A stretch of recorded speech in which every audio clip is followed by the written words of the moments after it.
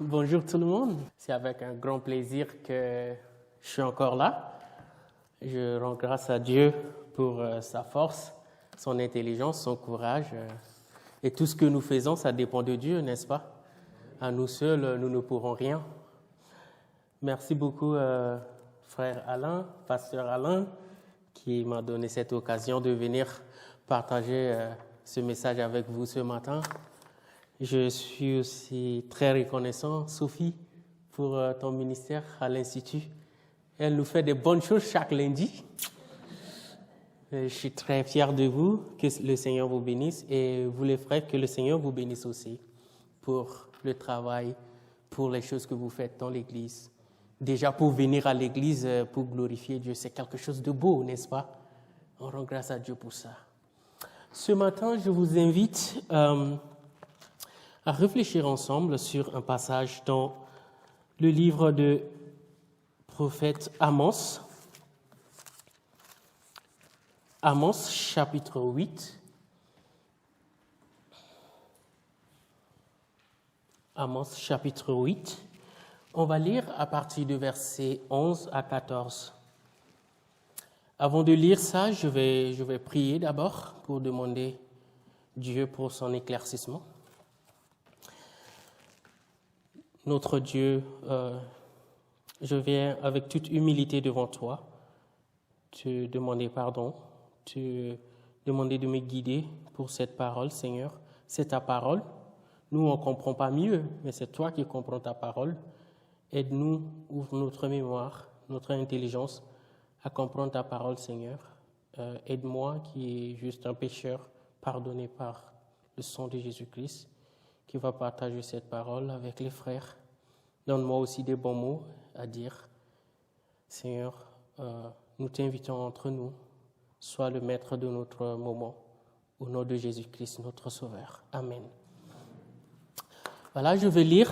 Vous savez, Amos, si vous allez voir Daniel. Après Daniel, vous trouvez Osée, n'est-ce pas? Après Osée et Amos. Donc, c'est vers la fin dans l'Ancien Testament. Je vais lire Amos, chapitre 8, le verset 11 à 14. « Voici les jours viennent, dit l'Éternel, dit Seigneur l'Éternel, où j'enverrai la famine dans le pays. Non pas la disette du pain et la soif de l'eau, mais la faim et la soif d'entendre les paroles de l'Éternel. Ils seront alors errants d'une mer à l'autre, du septentrion à l'orient. Ils iront ça et là pour chercher la parole de l'Éternel, et ils ne la trouveront pas. En ce jour, les belles jeunes filles et les jeunes hommes mourront de soif. Ils jurent par leur péché de Samarie, et ils disent, vive ton Dieu Dan. Vive la voix de Beersheba, mais ils tomberont et ne se relèveront plus. Merci. C'est un passage, lorsque je l'ai lu pour la première fois, je dis waouh, c'est quand même la famine qui va venir, mais cette famine ne serait pas la famine de manger ou de boire, mais c'est la famine de la parole de Dieu. Donc, qui est Amos? Vous savez, le livre de Amos était écrit par Amos lui-même. C'est la parole de Dieu. Dieu lui a inspiré. Dieu lui a donné ce message pour annoncer à son peuple. Le peuple d'Israël, bien sûr, le premier. Et ensuite, ce message aussi, c'est pour nous aujourd'hui. OK? Et donc, c'est pour ceux qui craignent l'Éternel, qui croient en lui et qui le craignent. Ce message est pour nous aussi. Cependant, Amos est qui? Pour connaître Amos, nous allons lire Amos 1. Amos, le chapitre 1, pour connaître qui est Amos.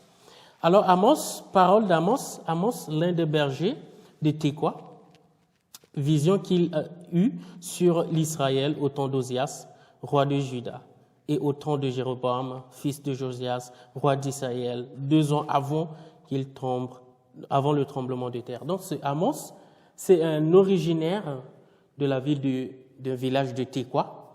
Tékoa se trouve en Judée. Et il est considéré comme quoi? C'est un berger, voilà, c'est un berger, une personne qui gardait les troupeaux. Et en plus, il est qui encore? Il était un cultivateur de sycomore. Si vous lisez chapitre 7, le verset 14, ça montre qu'il est cultivateur. Et il était quoi? Il est ramasseur des fruits. Dieu va lui envoyer. Amos 8, verset 2, c'est notre chapitre. Vous montez seulement en haut, vous lisez le verset 2, vous allez voir, il était un ramasseur de fruits. Mais qu'est-ce qui va arriver? Dieu va l'envoyer pour annoncer le message de la famine. C'est quand même, vous voyez comment Dieu éduque son peuple. Une personne qui ramasse des fruits, qui donne à manger, qui est cultivateur, va venir annoncer la famine. C'est intéressant. Il va venir annoncer la famine. Et donc, il a commencé son ministère entre 793 à 753 avant Jésus-Christ. Et à cette époque, comme nous avons lu dans le chapitre 1, Jéroboam II était le roi d'Israël. Du coup, Dieu a envoyé Amos pour prophétiser la famine spirituelle contre le royaume du Nord et contre tout Israël en fait. Et donc, le peuple s'était détourné. Pourquoi il était venu annoncer ça? Parce que le peuple était détourné de Dieu et de son alliance en adorant d'autres dieux. Le peuple était à fond dans l'idolâtrie.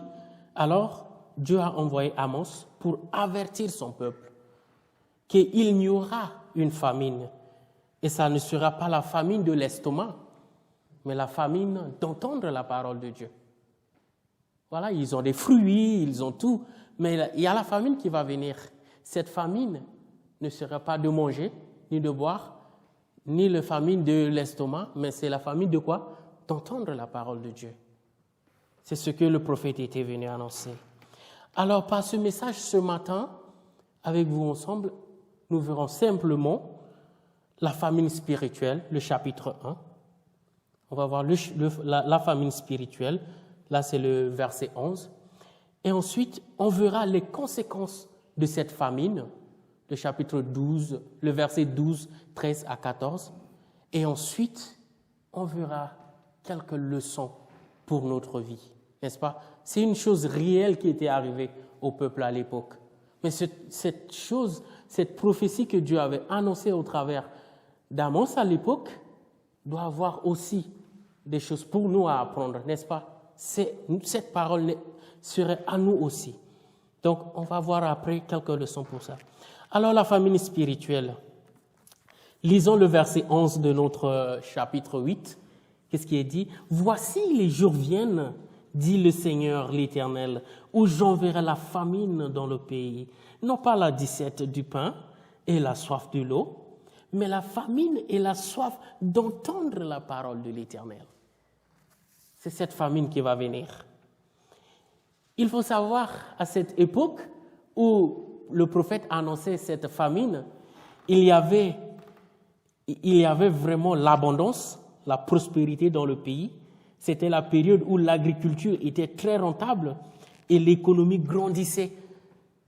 Lisons le verset 8, notre chapitre, montez juste en haut. Nous sommes dans le chapitre 8, mais lisons juste le verset 5 pour voir comment le pays était dans l'abondance, mais la famine va venir. Alors, vous dites que la nouvelle lune serait-elle passée afin que nous vendions du blé, qu'on finira le sabbat, afin que nous ouvrions les greniers, nous diminuerons les phares, nous augmenterons le prix, nous falsifions les balances pour tromper, puis nous achèterons les misérables pour de l'argent et le pauvre pour une paire de souliers, et nous vendrons la criblure du froment. C'était une période de prospérité, n'est-ce pas? Les gens font que des plans. Ah, on va vendre ça, on va acheter ça, on va faire ça. Mais où est Dieu? Personne ne prend un recul pour dire, mais ok, on vit un moment de très bon, mais pourquoi Amos nous annonce la famine? Pourquoi il annonce cette famine? C'était une période vraiment très prospère en Israël. Alors, cette parole, c'était quoi? Amos était venu dire, écoutez cette alerte de Dieu. Écoutez cette alerte de Dieu. La famine viendra. La famine viendra. Vous n'aurez pas en ce jour-là l'appétit. Ça ne serait pas la faim de manger du pain ni de boire. Mais ça sera la faim d'entendre la parole de Dieu. Ça sera la fin d'entendre la parole de Dieu. J'enverrai la famine dans le pays. Non pas la disette de faim, de manger, de pain, mais la famine d'entendre la parole de Dieu. Et c'est cette période où même si on donne l'eau à la personne boit l'eau, il dit « Non, je ne suis pas satisfait ». C'est cette période où même tu manges du pain, tu dis « Non, ce n'est pas ce que je cherche ». Il y a quelque chose qui manque. Parce que vous vous souvenez, Matthieu 4.4, on va le lire. Qu'est-ce que Christ il a dit pendant ces moments sur terre? Jésus-Christ, il a dit quoi? L'homme ne vivra pas de pain seulement, mais de toute la parole qui sort de la bouche de qui? De Dieu. OK? Vous avez tout ça, mais il en manque quelque chose. Manger ne sauve pas. Boire ne sauve pas. Les tables pleines ne sauvent pas. Ce qui sauve, c'est écouter la parole de Dieu et croire en Jésus-Christ. C'est ce qui manquait pour ce peuple. Il souffrait de cette famine. Oui, le peuple avait tout, mais il en manque la vérité de Dieu. Il cherchait, mais refusait d'entendre la vérité qu'annonçait Amos. Regardons la réponse du peuple. Regardons la réponse que le peuple a donnée dans le chapitre 7, verset 10. On va le lire, s'il vous plaît. Chapitre 7, juste un peu en arrêt. Chapitre 7, le verset 10. Écoutez cette parole. Malgré ils souffrent de la famine, mais ils vont répondre à Amos. Le chapitre 7, le verset 10 à 14, on va le lire. Alors Amathia, prêtre de Béthel, fit dire à Jéroboam, roi d'Israël, Amos conspire contre toi au milieu de la maison d'Israël. Le pays ne supportait toutes ces paroles, car voici ce qu'il dit.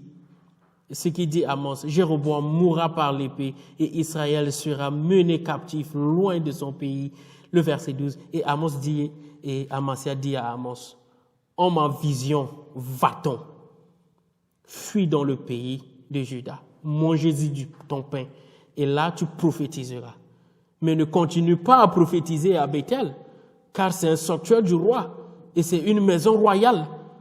Amos répondit à Amathia, je ne suis ni prophète, ni fils de prophète, mais je suis berger, et je cultive mes sycomores. L'Éternel m'a pris derrière le troupeau, et l'Éternel m'a dit, va prophétiser à mon peuple d'Israël. Écoutez, et la suite des versets. Vous voyez? Le prophète, il a été en train d'annoncer la famine. Qu'est-ce que le peuple, ils ont répondu? Écoute, on est fatigué. Ils l'ont renvoyé d'aller prêcher, d'aller prophétiser quelque part. Alors que c'est cette parole, c'est cette vérité qu'ils en ont besoin. Et eux-mêmes, ils se forcent dans un état de famine, de besoin de la parole. Ils ont refusé d'entendre la parole de Dieu. C'est une période où ils auront profond désir d'entendre la parole de Dieu, mais ne l'en trouvent pas. Vous savez ce qui fait la force d'un peuple, d'une communauté, de se tenir debout, c'est d'écouter la parole de Dieu et s'humilier devant lui. C'est ça qui fait la force d'une communauté ou d'une nation. Et du coup, si on n'écoute pas la parole de Dieu, la nation devient très faible. C'est ce qui s'est passé à l'époque. Ouais, la parole de Dieu est une source de sagesse, d'intelligence. Alors, qu'est-ce qui se passe?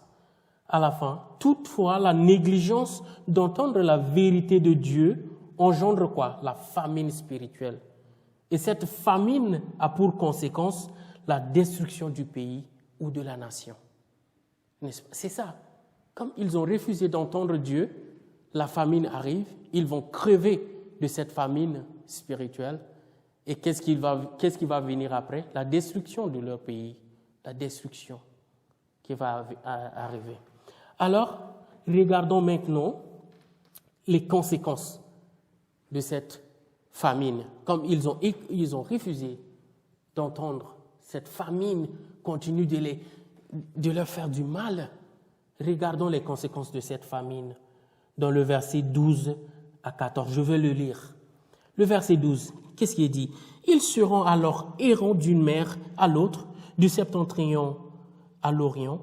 Ils iront ça et là pour chercher la parole de l'Éternel et ils ne la trouveront pas. En ce jour, les belles jeunes filles et les jeunes hommes mourront de soif. Ils jurent par le péché de Samarie et ils disent, vive ton Dieu Dan, vive la voix de Beersheba. Mais ils tomberont et ne se fait quoi? Ils ne se releveront pas. N'est-ce pas, c'est une grande conséquence, ça? La famine, ça leur entraîne à se tomber par terre. Pour se lever, ils n'ont pas de force. Vous voyez, on a utilisé l'image des belles jeunes filles. C'est la force que nous, les jeunes, on a, naturelle. Mais ça va de plus en plus diminuer.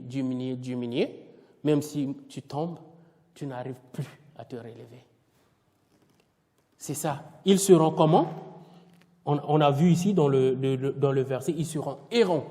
Ils couraient partout pour chercher cette parole, d'une mer à l'autre. Ils iront ça et là pour chercher cette parole. Alors, le pire, c'est qu'ils seront quoi? Ils seront fatigués. Ils seront fatigués malgré leur énergie qu'on a décrit par l'énergie qu'un jeune garçon ou une jeune fille va avoir. Cette énergie sera épuisée. Ils vont tomber. C'était une période très grave avec des très graves conséquences.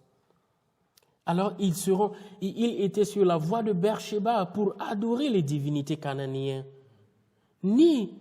qui ne pouvaient pas satisfaire leur famine. Au lieu de retourner vers Dieu, ils partent en Samarie pour adorer d'autres divinités. Ils partent en Beersheba pour adorer d'autres divinités. Et ils refusent d'écouter vraiment cette bonne nouvelle de Dieu que Amos était en train de leur annoncer. Et là, la famine continue. C'est une période grave.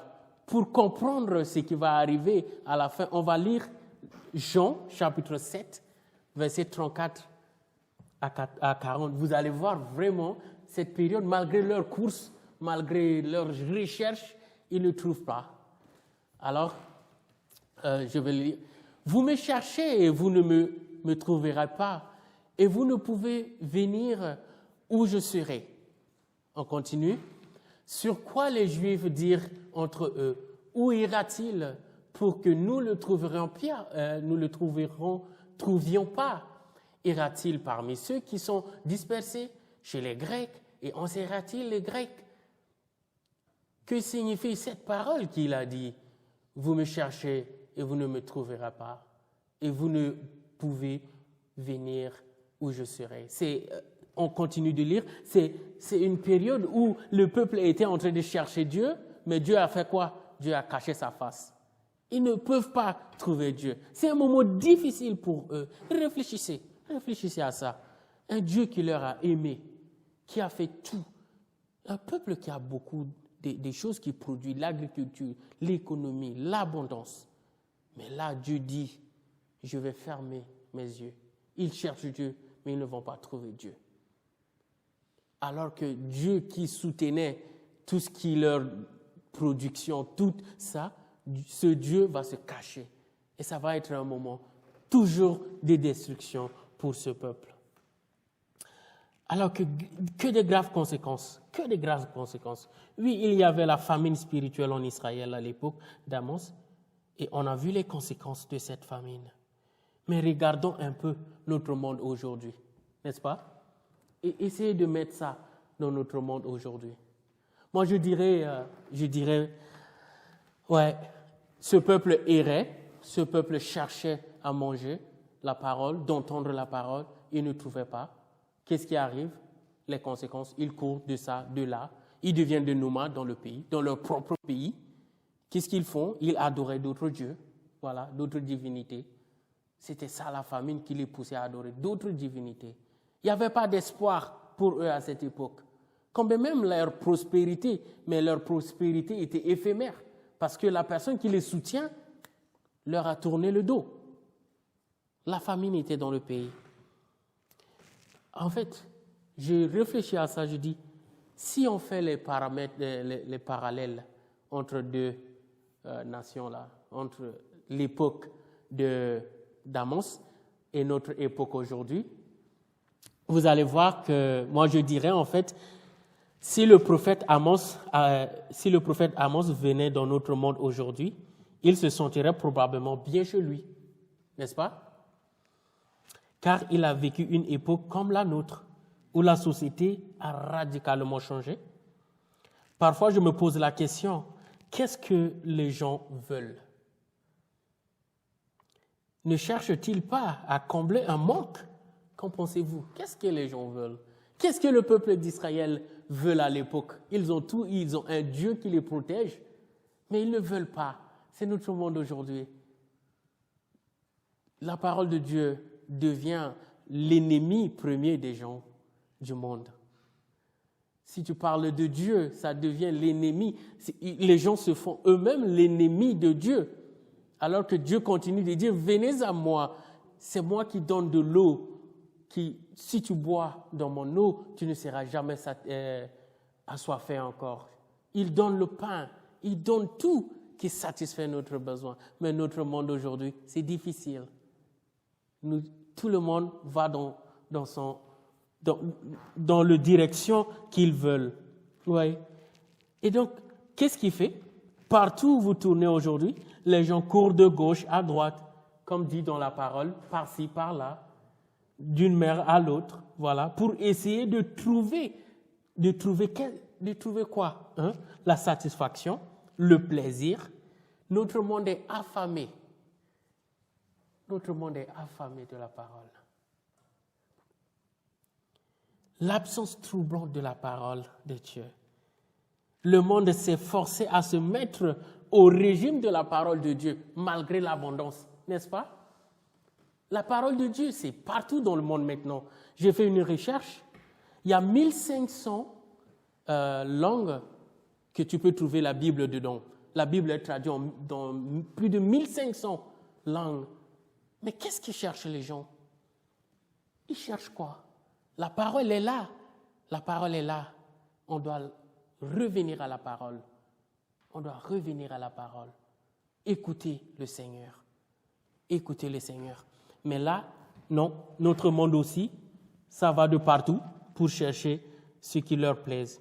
Eh bien, comme les créatures de Dieu ont eux-mêmes refusé d'entendre la parole de Dieu, de leur maître, qu'est-ce qu'ils font? Ils transforment maintenant le mal en quoi? En bien. Parce qu'ils refusent cette parole de Dieu. Ce qui leur reste à faire, nous, on va construire quelque chose comme le peuple d'Israël.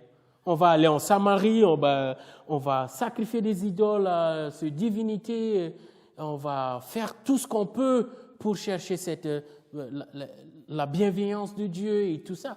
C'est exact notre monde aujourd'hui. Ce qui est bon, on le tourne au mal et on prend le mal. Pourquoi? Pour le bien. N'est-ce pas? Et les gens, la parole de Dieu, les gens les prennent. Non, c'est 2000 ans, mais non, tu vois cette parole. Non, mais c'est cette parole qui nous tient en vie. C'est vraiment la parole. Jésus-Christ, il dit quoi? Au commencement était la parole, n'est-ce pas? Et la parole lui-même, c'est Jésus-Christ. C'est lui qui nous donne la vie. On va lire un verset dans Ésaïe, le chapitre 5, le verset 20. Vous allez voir comment notre monde aussi réagit pour le moment. C'est dit, malheur à ceux qui appellent maintenant le bien mal et appellent le mal bien et le bien mal, qui changent les ténèbres en lumière et la lumière en ténèbres, qui changent l'amertume en douceur et la douceur en amertume. Quel monde? Qu'est-ce qu'on vit? Réfléchissons un peu sur notre sort. C'est un peu grave, hein? Si déjà on change le bien pour le mal et on prend le mal comme le bien, c'est-à-dire il y a un problème, n'est-ce pas? Ce problème mérite une solution.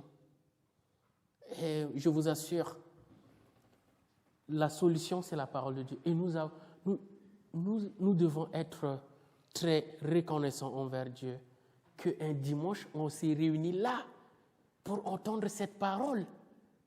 On ne court pas par-ci, par-là, mais on sait que la parole de Dieu, c'est là, on va partager ça. Et en plus, entre frères et sœurs, n'est-ce pas? Comme les gens ont l'habitude de dire, les habits sales se lavent en quoi? Dans la famille. Les linges sales se lavent en famille.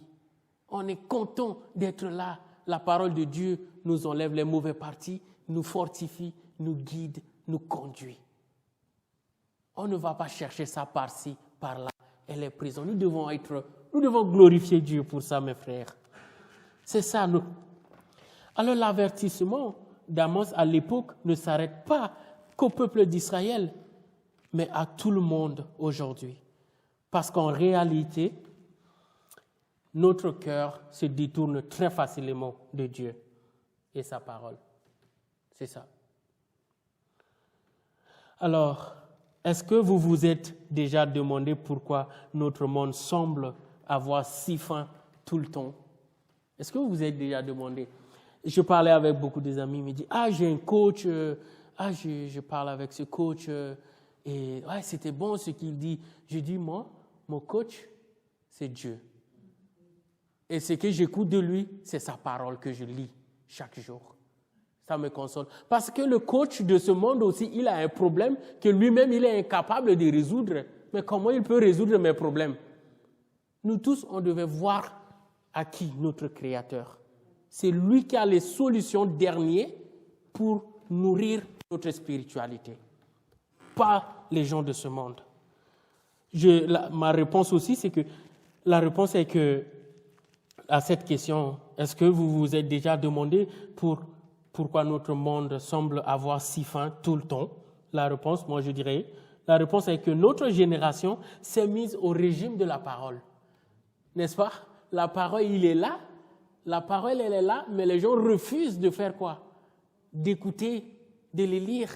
Eux-mêmes, ils se mettent en régime. Ils se mettent en régime. C'est une génération qui fait la grève de faim de la parole de Dieu. Non, je ne lis pas. Je ne lis pas. C'est vos trucs de 2000 ans. Je ne lis pas vos trucs. Ce n'est pas notre truc. Hein? C'est la parole de Dieu. Ce n'est pas un truc. Je suis désolé, ce n'est pas un truc. C'est la parole de Dieu. Alors, notre génération aujourd'hui, tout comme la génération à l'époque d'Amos, avait le même problème. C'est le problème de quoi? D'écoute et non de l'estomac. N'est-ce pas? On a tout aujourd'hui.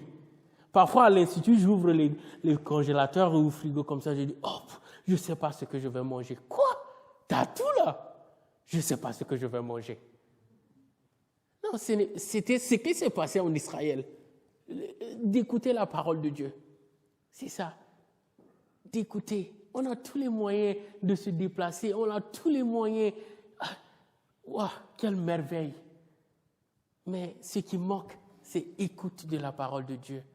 On transforme tout ce qu'on a pour idole, comme le peuple d'Israël à l'époque. Tout ce qu'on a aujourd'hui, tout ce qu'on possède, c'est notre Dieu maintenant. C'est notre idole. On laisse de côté la vraie parole de vie, Jésus-Christ, qui donne la vie, qui nous satisfait. On le met de côté. Alors, comment remédier à ce problème? Comment nous pouvons remédier à ce problème? Vous avez vu, il y a la famine, et cette famine a engendré les conséquences. Le peuple court par-ci, par-là. Notre monde aussi, c'est instable. Ça va là-bas, ça va ici, tu ne sais pas là où les gens y vont. Mais on a vu aussi les conséquences. Mais je vais vous proposer quelques leçons pour nous. Qu'est-ce qu'on peut garder? Qu'est-ce qu'on peut faire pour ne pas tomber dans cette gravité de la famine spirituelle? Qu'est-ce qu'on peut faire? Voilà, regardons maintenant quelques leçons pour nous. Moi, la première leçon qu'on peut garder pour rentrer avec, c'est quoi? C'est lisez la parole de Dieu, méditez-les nuit et jour. Pour satisfaire tes besoins spirituels, méditez la parole de Dieu. Pour grandir en Christ, méditez la parole de Dieu. Pour ne pas avoir peur de ce monde qui est en train d'enfoncer lui-même, méditez la parole de Dieu. Car nos promesses se trouvent dans cette parole, n'est-ce pas? Qu'est-ce que Christ a dit? Je viendrai vous prendre avec moi. Alors, même si le monde est en train de s'écrouler, je sais que je ne vais pas s'écrouler avec ce monde parce que mon Sauveur, il va venir me prendre avec lui. Il va venir me prendre avec lui. Méditez ça, vous allez voir. Il y a des bonnes choses dans cette parole. Que des bonnes choses. Lisons Somme 1, verset 2. Vous allez voir comment la parole est. Somme 1, le verset 2. Somme 1, le verset 2. Mais qui trouve son plaisir dans la loi de l'Éternel et qui fait quoi? Qui la médite jour et nuit. C'est ça la première leçon. Et si vous continuez de lire le verset 3, il dit, il est comme l'arbre planté au bord d'une rivière qui grandit. C'est ça la parole de Dieu.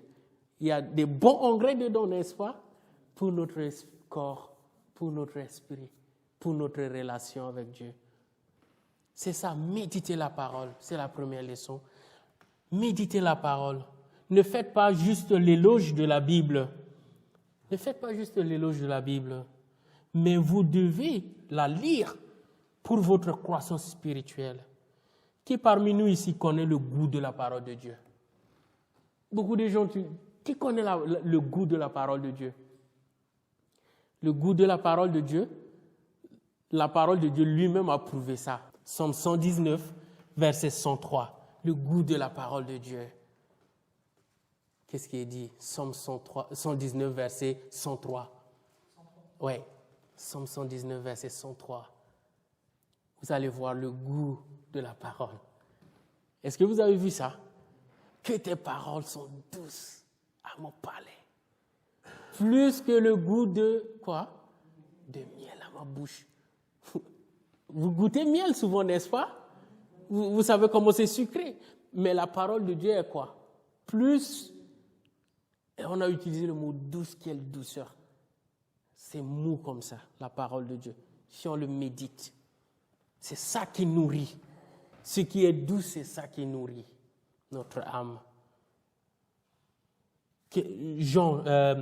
La parole de Dieu est douce pour notre bouche.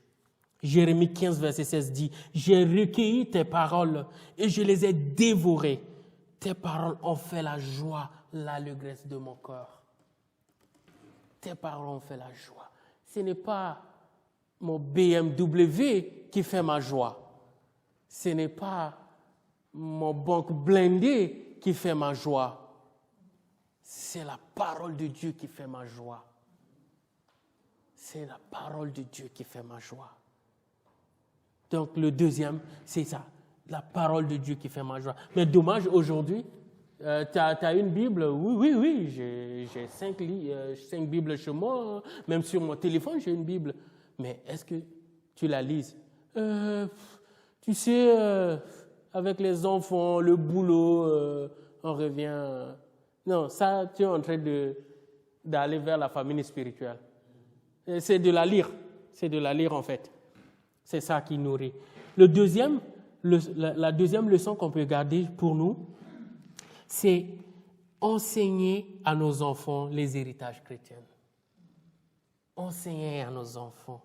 Psaume 61, verset 5. « Car, ô Dieu, exauce mes vœux, tu me donnes l'héritage de ceux qui craignent ton nom. » Combien de nos enfants aujourd'hui dans les écoles dimanche, dans les églises, connaissent l'histoire de la chrétienté il y a de cela 2000 ans? Combien de nos enfants connaissent ça?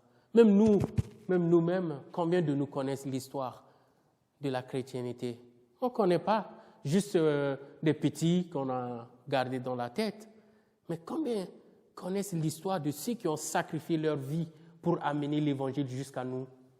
Combien de nous peuvent réciter le psaume 23 par cœur? L'Éternel est mon berger. Combien de nous? On doit enseigner à nos enfants, à la maison. Ce n'est pas juste à l'église, à la maison. Moi, je trouve mieux d'enseigner mon enfant pendant 15 minutes que de passer 2 heures de temps sur mon téléphone ou devant ma télé. Parce que les 15 minutes de la parole de Dieu est très, très nutritif pour la vie de mes enfants et pour moi que de ne rien faire pour mes enfants. Donc, méditer la parole, enseigner la parole à nos enfants, à nous-mêmes. Et le troisième, renforcer notre connaissance théologique. Qu'est-ce que je voulais dire par renforcer notre connaissance théologique? Je voulais juste simplement dire, il faut comprendre mieux ce qu'on croit. Ce que je crois, est-ce que c'est réel? Est-ce que c'est dans la parole de Dieu? On doit le comprendre.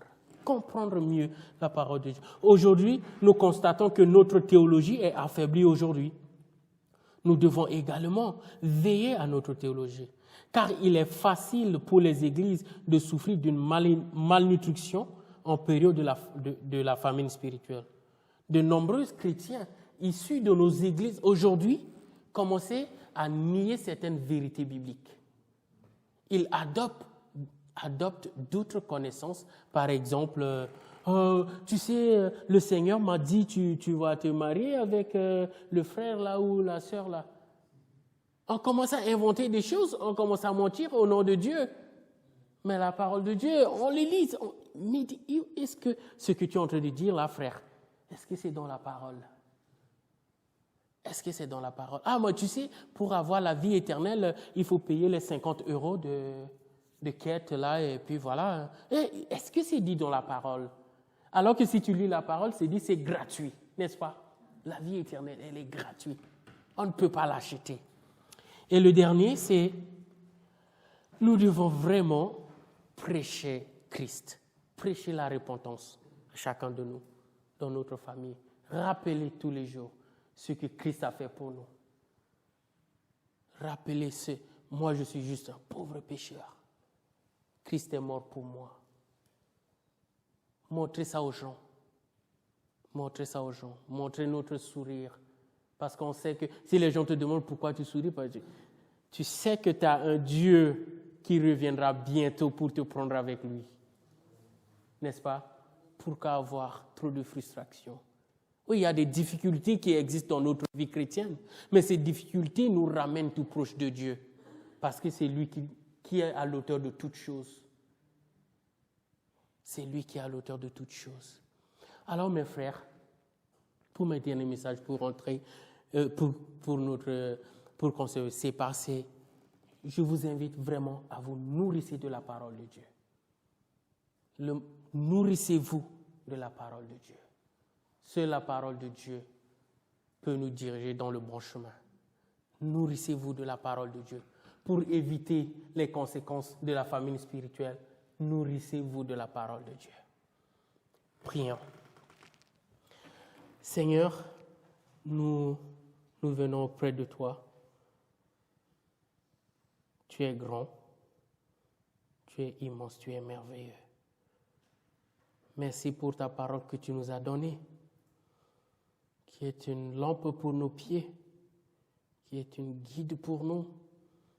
Et sans cette parole, Seigneur, nous, on ne serait rien, parce que c'est à travers cette parole que tu nous parles.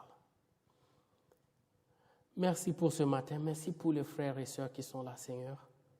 Pardonne-nous, nous les pauvres pécheurs. Continue de nous guider. Veille sur leur famille, Seigneur. Veille sur leurs enfants. Veille sur leur travail. Veille sur tout ce qu'ils font pour ton nom, Seigneur. Je prie pour cette Église que ça continue de grandir en toi. Ouais, Jésus-Christ, merci. On t'attend ton retour, Seigneur. Et on sait que tu reviendras bientôt pour nous prendre avec toi. Merci pour ce moment. Que ton nom soit loué, mon Dieu. Amen.